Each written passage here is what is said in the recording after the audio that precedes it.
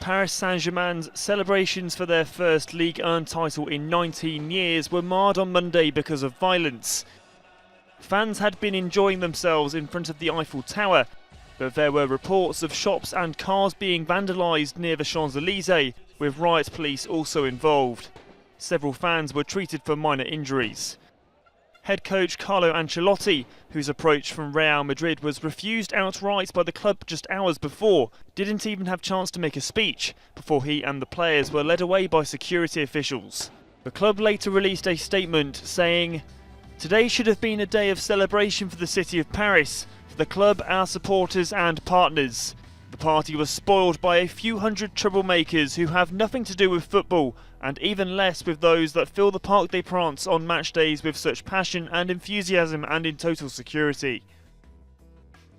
The celebrations will continue this Saturday at the Parc des Princes for the Ligue 1 match against Brest, when the club and its supporters will unite in the joy of Paris Saint-Germain's first league title in 19 years.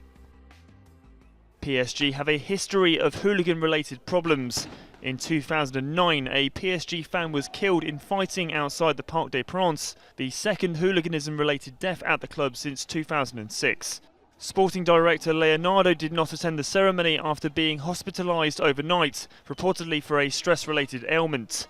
The Brazilian argued with striker Zlatan Ibrahimovic after Sunday's 1-0 win at Lyon, which saw the title return to Paris for the first time since 1994.